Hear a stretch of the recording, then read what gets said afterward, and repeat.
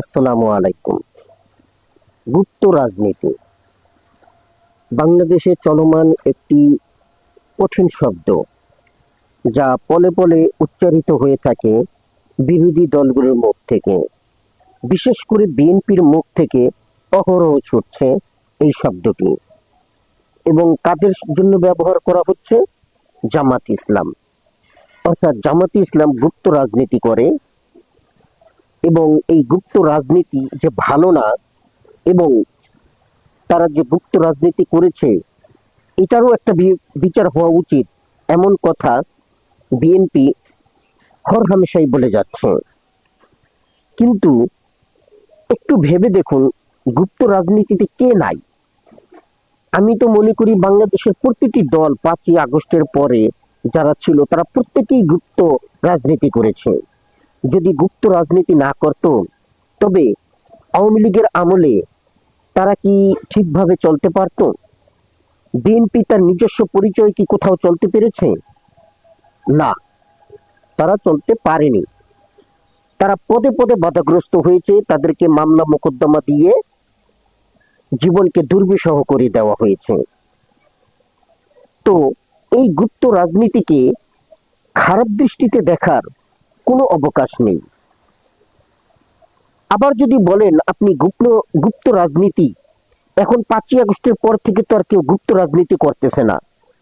সবাই যার যার দল নিয়ে ব্যস্ত, যার যার দলের প্রচারণা চালাচ্ছে, এবং সেইভাবেই তারা নির্বাচনের প্রস্তুতিও নিচ্ছে।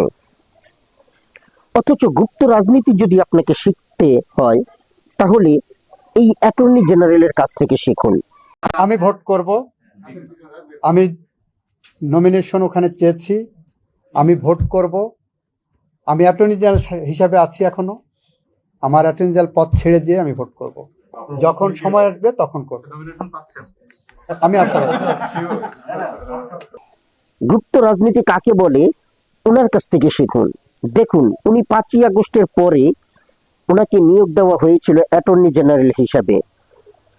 মোটামুটি ভালোই দায়িত্ব পালন করেছেন, ওনার দায়িত্ব নিয়ে সবাই মোটামুটি স্যাটিসফাইড। কিন্তু আজকে যখন নির্বাচনের সময় এসেছে, তখন তিনি বললেন যে উনি এই পদ ছেড়ে দিয়ে নির্বাচন করবেন। তাও কিসের নির্বাচন? বিএনপির নির্বাচন করবেন। তাকে প্রশ্ন করা হয়েছে আপনি কি নমিনেশন পাবেন? সে বলেছে ইনশাল্লাহ পাবো, আমি আশাবাদী পাবো। অর্থাৎ ভিতরে ভিতরে সব কাজকর্ম কমপ্লিট হয়ে আছে, এখন শুধুমাত্র পদত্যাগপত্র দিয়ে আনুষ্ঠানিকতা করলেই তার কাজ পূরণ হয়ে যাবে। এই হচ্ছে গুপ্ত রাজনীতি। এইভাবে গুপ্ত রাজনীতি করে যে যার স্বার্থ হাসিল করে থাকে। রুমিন ফারহানা কথা একটা বলেছেন যে আমাদের রাজনীতিটা এখন ডাস্টবিনের মতন হয়ে গেছে। কিন্তু একটু ভেবে দেখুন জনগণ, এই ডাস্টবিনের ভিতরেই কিন্তু ওনারা লুটোপুটি খাচ্ছে।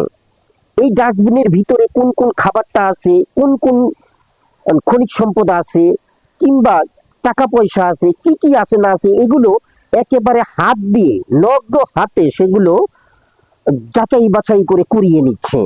যেমনি ডাস্টবিনের ভিতরে ওই টোকাই ছেলেপেলেগুলো, টোকাইয়ের সন্তানগুলো, কিংবা একেবারে নিম্ন দরিদ্র নিম্ন শ্রেণীর লোকগুলো প্লাস্টিকের টুকরো সংগ্রহ করে, বোতল সংগ্রহ করে, খাবার সংগ্রহ করে, ঠিক তেমনি ভাবে এই রুমিন ফারহানা মতন যারা রাজনীতিবিদ আছেন, সকল রাজনীতিবিদই এই ডাস্টবিনের ভিতর গিয়ে ওগুলো কুড়িয়ে কুড়িয়ে খাচ্ছেন, ওগুলো কুড়িয়ে কুড়িয়ে নিচ্ছেন, পকেটে পড়ছেন। অথচ বলার সময় খুব ব্যঙ্গাত্মক স্বরে কিংবা আফসোসের সুরে বলা হয় রাজনীতিটা ডাস্টবিনের মতন হয়ে গেছে। আসলে রাজনীতিটা ডাস্টবিনের মতোই। আমার মতে রাজনীতিটা ডাস্টবিনই, কিংবা গাটার বলতে পারেন, অর্থাৎ নালা নর্দমা এগুলা বলতে পারেন, যেখান দিয়ে বাড়ির পয় নিষ্কাশন হয়। অর্থাৎ বাড়ির যত ময়লা আবর্জনার পানি আছে, এই পানিগুলো যে পয় নিষ্কাশন দিয়ে যায় সেই নালা নর্দমা, যে এই নালা নর্দমাকেও আপনি ডাস্টবিনে এই রাজনীতির সাথে তুলনা করতে পারেন। কিন্তু আমার কথা হচ্ছে, একে নিন্দার করার মতন তো কোনো ওয়ে নাই। আপনি এটাকে নিন্দা কেন করছেন? এখন এই নালা নর্দমা যদি আপনি পরিষ্কার না করেন, ডাস্টবিনকে যদি পরিষ্কার করে না রাখেন, তাহলে এর যে দুর্গন্ধ ছড়াবে, তখন আপনি বাস করবেন কিভাবে? আপনি আপনার ঘরেও তো বাস করতে পারবেন না। আপনি তো ময়লা ফেলেন না হয় রাস্তায় কোথাও ডাস্টবিনে গিয়ে, কিন্তু নালা নর্দমাও যদি ভরে যায় তখন আপনি বাস করবেন কিভাবে? ঘরেও তো বাস করতে পারবেন না। তো এই নালা নর্দমা ডাস্টবিনগুলো তো পরিষ্কার রাখতে হবে। এখন এই পরিষ্কারের দায়িত্বগুলো করে থাকে সাধারণত নিম্ন শ্রেণীর লোকেরা। আমরা সাধারণ জনগণের ভিতরে যারা নিম্ন শ্রেণীর লোক আছি তারা করে থাকি। এখন এই আবু হেনা রাজ্জাকের কথাগুলো শুনুন, উনি কিন্তু খুব গুরুত্বপূর্ণ কথা বলেছেন। একটা রাজনীতিবিদ যারা মাঠে প্রভাবশালী রাজনীতিবিদ 53 বছরের, তাদের কোনো সন্তান রাস্তায় মারা যায় নাই, তাদের কোনো নাতি রাস্তায় মারা যায় নাই, তাদের বাচ্চা নাতির গায়ে একটা ফুলের টোকা কেউ দিতে পারেনি, তাদের হাঁচি লাগলে সিঙ্গাপুরে পাঠায়, তারা থাকে বিদেশে, কানাডায়, অস্ট্রেলিয়া পাঠায়, আর চাষা পোষা ছেলেদেরকে উদ্বুদ্ধ করে তারা মাঠে পাঠায়। This is the politicians in Bangladesh. গল্প যতই করেন, বাংলাদেশের হাতে গোনা 2, 4, 5 জন থাকতে হবে, আর সব রাজনীতিবিদ বেকার। টাকা কোথায়, চলে কিভাবে? এই কথাগুলো আমি সবসময় বলে থাকি, আমি সকল ভিডিওতেই এই কথা বলে থাকি। রাজনীতিবিদরা রাজনীতি করছেন ঠিকই, কিন্তু তাদের সন্তানেরা কোনো জান দিচ্ছে না। তাদের সন্তানেরা তৃণমূলে যোগ দেয় না। তারা সরাসরি পড়ালেখা করে, অক্সফোর্ড ইউনিভার্সিটিতে পড়াশোনা করে, বিদেশে পড়াশোনা করে, দেশের ভালো স্কুল কলেজে পড়ালেখা করে তারপর তারা মন্ত্রী মিনিস্টার পদ হয়ে যায়। তো এই জন্য জনগণকে ভাবতে হবে, আসলে আমরা কাকে ভোট দেব, কাকে ভোট দেওয়া উচিত।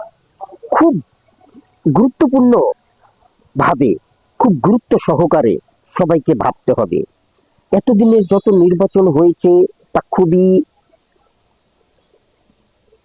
এই সেই করে হয়েছে, কোনো নির্বাচনই সঠিক ভাবে পূর্ণতা পায়নি। তবে আশা করা যাচ্ছে এইবার ইউনূসের আমলে যদি নির্বাচন হয় এবং তিনি যে ডেটটা দিয়েছেন সেই ডেটে কিংবা পরবর্তী যে কোনো সময় নির্বাচন হোক না কেন, আশা করা যায় এই নির্বাচনটা সঠিক হবার একটা সম্ভাবনা আছে, ফেয়ার ইলেকশন হবার মতন একটা সম্ভাবনা আছে। যদিও আমি বলেছি আমার ভিডিওতে ফেয়ার ইলেকশন হবার সম্ভাবনা খুবই কম, তারপরও ধরে নিচ্ছি যে ফেয়ার ইলেকশন হবার সম্ভাবনা আছে কিংবা হবে। এটা হচ্ছে একটা আশা, এই আশাই তো মানুষ বুক বাঁধে। এবার না হোক সেবার, সেবার না হোক সেইবার, এইভাবে করেই তো মানুষ তার আশায় বুক বাঁধে, স্বপ্ন দেখে। তো আমরাও স্বপ্ন দেখতেছি এখন যে ইলেকশনটা ফেয়ার হোক। আর এই ইলেকশনটা যদি ফেয়ার হয়, ওই ডাস্টবিন কিংবা নালা নর্দমার পরিষ্কার করার জন্য কিন্তু আপনার ওই উচ্চবিত্তের লোকেরা কখনো নামবে না। নামবে কারা? ওই সাধারণ জনগণ। সাধারণ জনগণের মধ্যে যারা নিম্ন শ্রেণীর লোক আছে তারাই নামবে, তারাই সেই ডাস্টবিন পরিষ্কার করবে, কিন্তু ফল ভোগ করবে উপরওয়ালার লোকগুলো, অর্থাৎ রাজনীতিবিদগুলো। তাই সাধারণ জনগণ আমরা যারা আছি তাদের প্রত্যেককে বলবো, একটু ভালো করে চোখটা খুলুন, বিবেকটাকে জাগান, বলুন জাগো বিবেক, জাগো, তোমার চারিপাশটা দেখো কি হচ্ছে। প্রত্যেক দলেই তো নমিনেশন দিচ্ছে, জামাত ইসলাম, বিএনপি, এবি পার্টি, আরো বিভিন্ন দলের লোকজন, এনসিপি, সবাই তার এই নির্বাচনী প্রস্তুতি নিচ্ছে এবং তাদের প্রার্থী ঘোষণা করতেছে। এই প্রার্থীগুলোকে একটু ফলো করুন, দেখবেন যারা বয়োজ্যেষ্ঠ হয়ে গেছে, দাড়ি পেকে গেছে, চুল পেকে গেছে, ইট ডাজন্ট ম্যাটার। কিছু কিছু লোক এমনও আছে তারা শরীরে ভর দিয়ে হাঁটতেও পারে না, অর্থাৎ 10 কদম হাঁটার পরে তাকে একটু রেস্ট নিতে হয়। এমন লোকও আছে যারা হাঁটা তো দূরের কথা, বসে থেকেও ক্লান্তি বোধ করে। এখন মনে পড়ে গেল আওয়ামী লীগের আমলে সেই একজন নেতার কথা, আনিসুল হক, মেয়র আনিসুল হক। তিনি, তাকে একবার সাংবাদিক প্রশ্ন করেছিলেন যে আপনি এই বয়সে এসে এখন সিটি কর্পোরেশনের নির্বাচন করতে চাচ্ছেন, মেয়র হতে চাচ্ছেন, আপনার কি সেটা সম্ভব? আপনি কি তরুণদের সাথে পারবেন? তখন তিনি বলেছিলেন, আসেন দৌড়াই। সকালবেলা তিনি জগিং করতেছিলেন, সেই সময় প্রশ্নটা করা হয়েছিল। তখন তিনি বলেছিলেন, আসেন দৌড়াই। দৌড়াতে দৌড়াতে আপনার প্রশ্নের উত্তর দেই এবং দেখি আপনার কতটা এনার্জি আছে আর আমার কতটা এনার্জি আছে। This is young. হতে পারে তার বয়স হতে পারে, কিন্তু এটাকেই বলে যুবক। দেশের জন্য যে কিছু করার স্পৃহা তার মধ্যে সেটা ছিল। ঠিক তেমনি ভাবে আমি সাধারণ জনগণ যারা আছেন, আমরা যারা সাধারণ জনগণ আছি, তাদেরকে বলবো একটু চোখ খুলে প্রার্থীগুলোকে দেখুন। এদের ম্যাক্সিমামই বয়োজ্যেষ্ঠ হয়ে গেছেন। আর দেশকে যদি আপনাকে এগিয়ে নিতে হয়, তাহলে তরুণদের হাতে দেশ ছেড়ে দিতে হবে। এই তরুণরা যদি দেশ পরিচালনা না করে, তাহলে আমাদের দেশ উন্নতি হবার কোনো সম্ভাবনা নেই। আমি বয়োজ্যেষ্ঠ যারা আছে তাদেরকে মোটেও অপমান করছি না কিংবা তাদের অসম্মান করছি না। আমি বলছি না যে তাদেরকে রাজনীতি করা ছেড়ে দিতে, তবে আমার উচিত প্রত্যেকটা সময়েরই, প্রত্যেকটা পেশারই একটা সময় আছে। প্রত্যেকটা মানুষেরই, পেশাও বলবো না, আমি বলবো যে প্রত্যেকটা মানুষেরই একটা সময় আছে। সেই সময় অনুযায়ী তাকে সেই চাহিদা পূরণ করতে হয়। আপনি রাজনীতিতে নাম লেখাবেন, 90, 95, 100 বছর হয়ে যাবে, তারপরও আপনি সেখান থেকে রিটায়ার করবেন না। অর্থাৎ তার ফল ভোগ করতেই হবে। মন্ত্রী মিনিস্টার হবেন, সেখান থেকে আপনাকে ফল ভোগ করতেই হবে।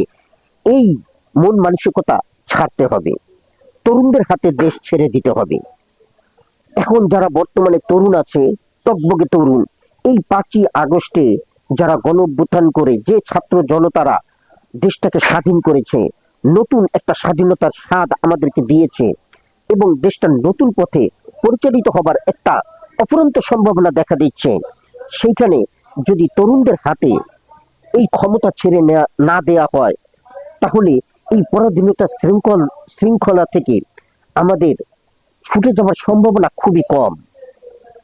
আদৌ আমরা সেটা ছুটে যেতে পারবো কিনা অনেক ভাবার বিষয় আছে। আপনি দেখুন না, এই যে বয়োজ্যেষ্ঠ যাদের কথা বলতেছি বা যে সমস্ত নেতার কথা বলতেছি, যে সমস্ত দলের কথা বলতেছি, আজকে সেই দলগুলো দেখেন তারা তাদের নমিনেশনের জন্য, তারা নমিনেশন পাবার জন্য কি ধরনের ব্যবহার করছেন। নিজেরা নিজেদের দলের মধ্যে খুনাখুনি, মারামারি পর্যন্ত করতেছেন। জনাব নজরুল ইসলাম মোল্লা খুব ভালো মানুষ, তাকে যদি নির্বাচিত করতে পারেন, এলাকার চুরি ডাকাতি উন্নয়ন সহ বিভিন্ন কাজকর্ম তার মাধ্যমে আমরা পারবো করতে। এই হচ্ছে বিভিন্ন দলের প্রার্থী নির্বাচন। তাহলে আপনি চিন্তা করে দেখেন যে এরা দেশের কি উন্নয়ন করবে, অর্থাৎ কাদের উন্নয়নের জন্য এরা নমিনেশন দিচ্ছে এবং এই সমস্ত লোকগুলি নির্বাচিত হয়ে কাদের উন্নতি সাধন করবে। সালাউদ্দিন সাহেব এই আন্দোলনে দিল্লি থেকে আমাদের সাথে শিলং থেকে কন্টিনিউসলি আমাদের সাথে যোগাযোগ করেছে, পরামর্শ দিয়েছে, অনেক কথা বলছি, এখানে বলছি না। তারে দেখলাম আমাদের বিশিষ্ট ইউটিউবাররা আবার আজকে আমারও গালি দিচ্ছে, দেখ গালি, ওটা নো ম্যাটার। তার দ্বারা তো তার পরামর্শ পলিসি নিয়ে তো আমি রাজনীতি করি, তো আমার বলতে হবে যে এটা না বললে অকৃতজ্ঞতা হবে। 2 লাখ টাকা করে বোধহয় 3, 4, 8 লাখ টাকা দিয়েছে ছাত্রদের, সরাসরি তাদের কাছে পৌঁছানো হয়েছে, তাদের মোবাইল কিনে দেওয়া হয়েছে, তাদেরকে আপনার পৌঁছে দেওয়া হয়েছে। তারে বানাচ্ছে রয়ের এজেন্ট, তাকে ট্রেনিং দিয়ে নাকি এখানে পাঠায়। এই হচ্ছে নূর, ভিপি নূর, যার কথা আমি প্রায় ভিডিওতে বলে থাকি। এ হচ্ছে পাঁচাটা কুত্তার মতন। চিন্তা করে দেখেন এর কথার ধরন কি।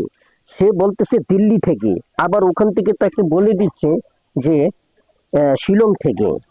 আর সে তার বিবেক দিয়ে কি বলছে, সেইখান থেকে আবার সে যোগাযোগ রেখেছে, সালাউদ্দিন সাহেব যোগাযোগ রেখে তাদেরকে বিভিন্নভাবে কর্ম পদক্ষেপ সম্বন্ধে জানিয়ে দিয়েছে। এখন সাধারণ জনগণ আপনারা একটু চিন্তা করে দেখুন যে যে ব্যক্তি গুম হয়ে যায়, শিলংয়ে যিনি নাকি গুম হয়ে গিয়েছেন, সে সেখান থেকে যোগাযোগ রেখে কিভাবে কর্ম পদক্ষেপ দিয়ে থাকেন, তিনি মিটিং মিছিলে কিভাবে অংশগ্রহণ করে থাকেন, তিনি কিভাবে দলকে সজ্জীবিত করে থাকেন। একটু ভেবে দেখুন জনগণ, ভাবার এখন সময় হয়েছে। রাষ্ট্রীয় ক্ষমতায় আসে, জাস্ট আপনি আবারও বলি, লিখে রাখেন, কোট করে রাখেন, 2 সপ্তাহের মধ্যে আওয়ামী লীগের সবাই বাংলাদেশে ঢুকবে, আবার লগি বৈঠা নিয়ে নামবে, আবার বিএনপিকে বিতরণ করে আবার তারা রাষ্ট্রীয় ক্ষমতায় আসবে। আওয়ামী লীগের রাজনীতি সম্বন্ধে বাইরের কারো ধারণাই নাই। এই ভাইটির কথা তো শুনলেন, উনি কিন্তু ওনার একটা বাস্তব অভিজ্ঞতা থেকে কথাটি বলেছেন, তাই উড়িয়ে দেবার মতো নয়। কোরআন একটা ভাওতাবাদী, কোরআন একটা ভাওতাবাদী জামাত ইসলাম, কোরআন একটা ভাওতাবাদী, কোরআন যেই দলের লোকেরা বলে কোরআন একটা ভাওতাবাজি এবং তারা মানুষকে বলে যে জান্নাতের টিকিট দেয়, অর্থাৎ জামাত ইসলাম সম্বন্ধে তারা ব্লেম দিয়ে থাকে যে তারা জান্নাতের টিকিট দেয়, অথচ তারা পাড়ায় পাড়ায় মহল্লায় মহল্লায় মহিলাদের গিয়ে বলে যে আপনারা ওই সমস্ত কথায় বিশ্বাস করবেন না, অথচ তারাই কিন্তু এই জান্নাত এবং জাহান্নামের টিকিট অহরহ বিক্রি করতেছেন। তাহলে বুঝে দেখুন যে কারা আসলে ইসলামকে ইসলাম নিয়ে অর্থাৎ ধর্ম ব্যবসা করতেছে।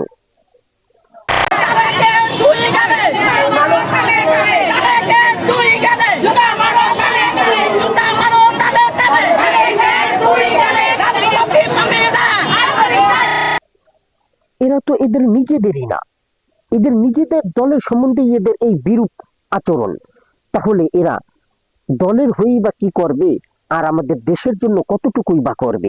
তবে এবার জনগণকে বুঝতে হবে, জনগণকে রুখে দাঁড়াতে হবে, তার ভোটের মূল্যায়নটা যাতে হয় সেই জন্য সঠিক জায়গায় তাকে ভোটটা দিতে হবে।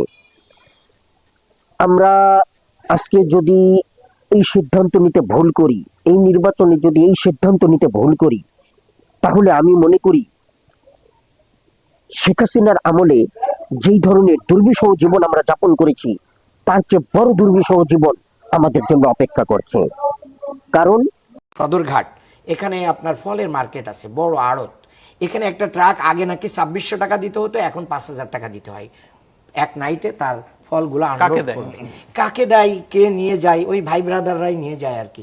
এটা মানে একটা ওপেন সিক্রেট এবং এটা ভাগ বটরা। এবং আমি যতটুকু বুঝেছি একটা মুরগির মার্কেট কাপ্তান বাজার প্রেসিডেন্টের বাড়ির খুব কাছেই, এখানে প্রতি রাতে মানে মিনিমাম ৫০ লাখ টাকার কি লেনদেন হয়। জি, অ্যাবসলিউটলি রাইট কথা বলেছেন। এই হচ্ছে অবস্থা দেশের। শুধু আজকে সদরঘাট বলে কথা নয়, আজকে সব জায়গায় আপনি যেখানে যাবেন সেইখানেই রাস্তার যে একটা হকার বসতো, সে দৈনিক যেখানে ২০ টাকা দিত সে ৪০ টাকা দিচ্ছে, যে ২০০ টাকা দিত সে ৩০০ টাকা দিচ্ছে। এমনি ভাবে প্রত্যেক জায়গায় চাঁদা তোলা হচ্ছে। এখন কথা হচ্ছে এর থেকে কি আমরা জনগণ নিষ্কৃতি চাই না? আমরা কি এর থেকে পরিত্রাণ পাবো না? এখন এই পরিত্রাণের উপায়ের জন্য আমাদেরকেই তো সেই ডাস্টবিনে নামতে হয়, অর্থাৎ সেই ডাস্টবিন পরিষ্কার করার জন্য, নালা নর্দমা পরিষ্কার করার জন্য আমরা সাধারণরাই নামি। তাহলে সেখান থেকে সেই ফলটা ভোগ করতে আমরা কেন রাজনীতিবিদদেরকে, ওই বয়োজ্যেষ্ঠ লোকগুলোকে আমরা এগিয়ে নিয়ে আসি? তাদেরকে কেন আমরা সামনে দাঁড় করিয়ে দিই? আমরা চুজ করতে পারি না এই ডাস্টবিন পরিষ্কার করার সময় যে হ্যাঁ আমরা এই ডাস্টবিন নালা নর্দমা পরিষ্কার করব ঠিকই, তবে এর যে সঠিকভাবে যিনি প্রাপ্য, যিনি যোগ্য, তাকেই আমরা দিব এবং তাকেই আমরা এই পদে আসীন করব। সেই একজনকে সুষ্ঠুভাবে আমাদেরকে নির্বাচন করতে হবে। এই নির্বাচনে সেই রকম একজন যোগ্য প্রার্থীকেই আমাদেরকে জয়ী করতে হবে। তরুণের হাতে দেশটা দিতে হবে, নতুবা এই দেশের কোনো সম্ভাবনা নেই। যে সমস্ত প্রার্থী দাঁড়িয়েছে, যারা নমিনেশন পেয়েছে, তাদের ব্যাকগ্রাউন্ড গুলো দেখেন, তারা কে কি ছিল, তাহলেই বুঝতে পারবেন যে দেশ আসলে কোথায় পরিচালিত হচ্ছে। তাই আমাদের দেশটাকে সুন্দর করার জন্য আমরা যারা নর্দমায় নামি, আমরা যারা নর্দমা পরিষ্কার করি, আমরা যারা ডাস্টবিন পরিষ্কার করি, আমাদেরকে এগিয়ে আসতে হবে। আমাদের মাথাকে এখন খাটাতে হবে। বোকা হয়ে বসে থাকার সময় আর নেই। এখন যোগ্য প্রার্থী নির্বাচন করতে হবে এবং সেই যোগ্য প্রার্থীকেই আমাদের ভোট দিয়ে তাকে নির্বাচিত করে দেশের কল্যাণে কাজে লাগাতে হবে। নতুবা সেই আগে যেরকম পরিস্থিতি ছিল ঠিক তাই হবে। সত্যি কথা বলেছেন উনি, ওনার কথাগুলো এত ভালো, এত সুন্দর, এত যৌক্তিক সহকারে বলেন, কিন্তু আসলে আমরা জনগণ যে কবে বুঝবো তা একমাত্র আল্লাহই ভালো জানেন। তাই সাধারণ জনগণ যারা সবাই আছেন তাদের সবাইকে বলবো, জাগুন, আপনারা জাগুন, আপনাদের বিবেককে জাগান এবং সঠিক জায়গায় সঠিক সিদ্ধান্ত নিন। ধন্যবাদ। আসসালামু আলাইকুম।